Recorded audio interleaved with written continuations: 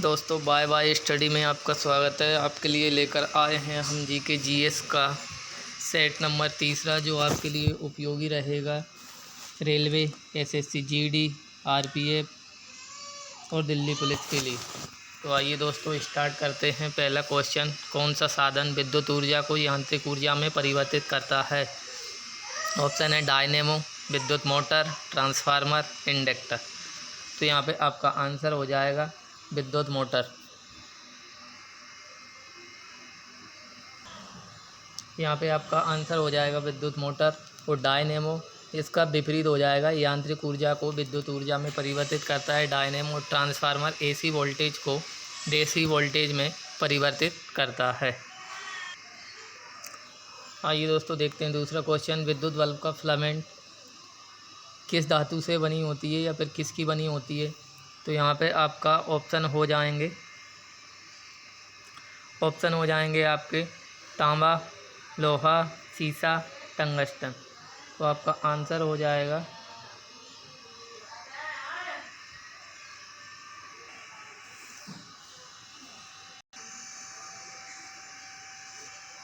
दोस्तों, आपका आंसर हो जाएगा यहाँ पे टंगस्टन। अगर आपसे पूछ लिया जाए कि हड़प्पा सभ्यता के लोग किस धातु से अपरिचित थे, तो आपका आंसर हो जाएगा लोहा। और तांबा किसका बना होता है? तांबा होता है सीसा। तांबा होता है आपका, अगर आपसे पूछा जाए कि टंगस्टन सबसे अधिक कहाँ से प्राप्त होता है, तो वो हो जाएगा आपका राजस्थान। और तांबा सबसे अधिक कहाँ से प्राप्त होता है? मलाज खंड, मध्य प्रदेश से, बालाघाट से प्राप्त होता है। आइए दोस्तों देखते हैं आपका तीसरा क्वेश्चन, रेडियो एक्टिवता का उपयोग किस में होता है? ऑप्शन है औषधि बनाने, कारखाने, कृषि, ये सभी। आपका आंसर हो जाएगा ये सभी। अगला क्वेश्चन है आपका, पृथ्वी की आयु का अंदाज़ा किस विधि से लगाया जाता है? चौथा क्वेश्चन है आपका, पृथ्वी की आयु का अंदाज़ा किस विधि से लगाया जाता है? यूरेनियम डेटिंग विधि, कार्बन डेटिंग विधि, एटॉमिक क्लॉक और जैव घड़ी। तो यहाँ पे आपका आंसर हो जाएगा कार्बन डेटिंग विधि। अगर आपसे पूछा जाए पेड़ पौधों की आयु किस विधि से ज्ञात की जाती है, तो वो हो जाएगा आपका यूरेनियम डेटिंग विधि।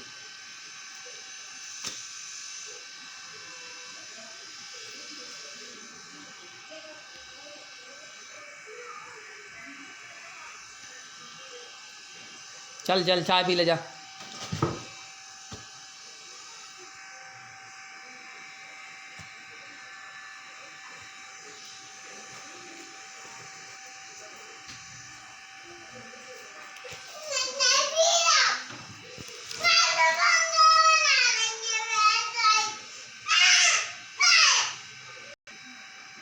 क्रायोजेनिक इंजन का उपयोग किस में होता है? आपके ऑप्शन है सबमेरीन नौदन, रेफ्रिजरेटर, रॉकेट तकनीक, सुपर कंडक्टिविटी। तो यहाँ पे आपका आंसर हो जाएगा रॉकेट तकनीक विधि।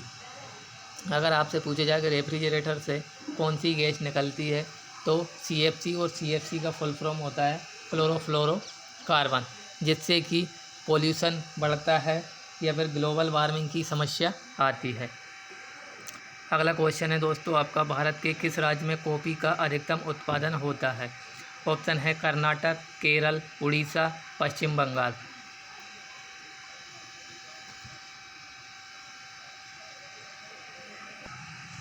यहाँ पे आपका आंसर हो जाएगा कर्नाटक। अगर आपसे पूछा जाए कि केरल में सबसे अधिक उत्पादन होता है चाय का, और उड़ीसा के झरिया में आपका कोयला का उत्पादन होता है, और पश्चिम बंगाल में होता है आपका जूट का उत्पादन।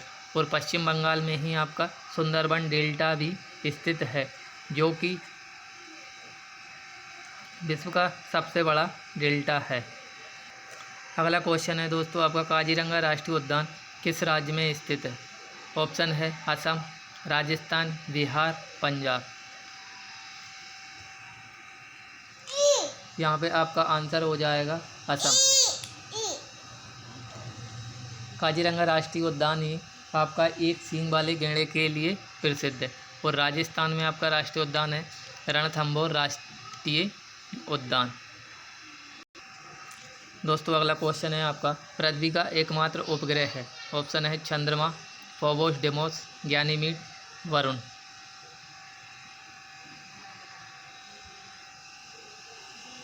आपका आंसर हो जाएगा यहाँ पे चंद्रमा। फोबोस और डेमोस मंगल ग्रह के दोनों उपग्रह हैं और गैनीमीड आपका बृहस्पति का उपग्रह है।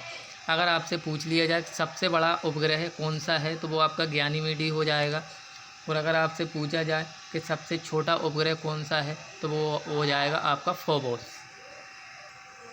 अगला क्वेश्चन है दोस्तों आपका, लाल क्रांति का संबंध किससे है। ऑप्शन है टमाटर, आलू, अंडा और मछली। तो यहाँ पे आपका आंसर हो जाएगा टमाटर। टमाटर अगर आपसे पूछा जाए और अगर टमाटर की जगह अगर आपका मांस होता तो आपका मांस भी आंसर सही हो जाता। अगर आपसे पूछा जाए कि गोल क्रांति का संबंध किससे है, आलू से है। और अगर आपसे पूछा जाए कि रजत क्रांति का संबंध किससे है तो वो हो जाएगा आपका अंडा। अगला क्वेश्चन है दोस्तों आपका, भारत की प्रथम महिला राष्ट्रपति कौन है। ऑप्शन है प्रतिभा देवी सिंह पाटिल, इंदिरा गांधी, विजयलक्ष्मी पंडित, निर्मला सीतारमण। यहाँ पे आपका आंसर हो जाएगा प्रतिभा देवी सिंह पाटिल। अगर आपसे पूछा जाए भारत की प्रथम महिला प्रधानमंत्री कौन थी तो वो इंदिरा गांधी थी। अगर आपसे पूछ लिया जाए यूएनओ में भारत का प्रतिनिधित्व करने वाली प्रथम भारतीय महिला विजयलक्ष्मी पंडित। और अगर आपसे पूछा जाए कि पूर्ण रूप से पहली भारतीय महिला वित्त मंत्री कौन है तो वो आपका हो जाएगा निर्मला सीतारमण।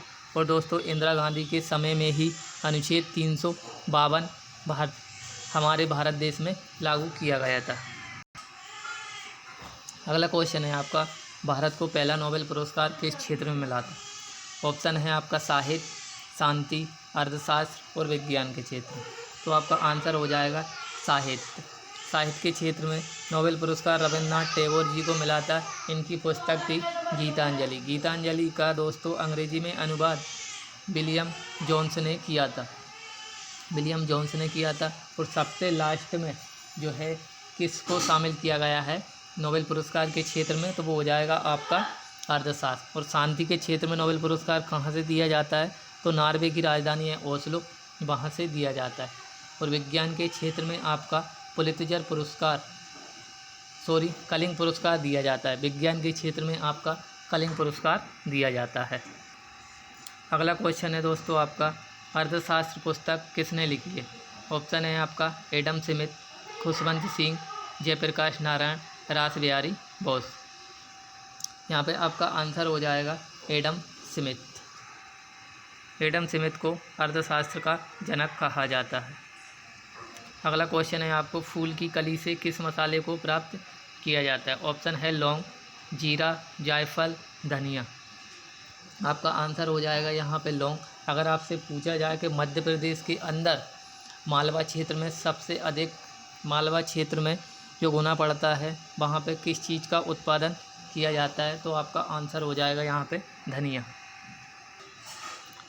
अगला क्वेश्चन है दोस्तों आपका, सिंधु घाटी सभ्यता के लोग किससे परिचित नहीं थे।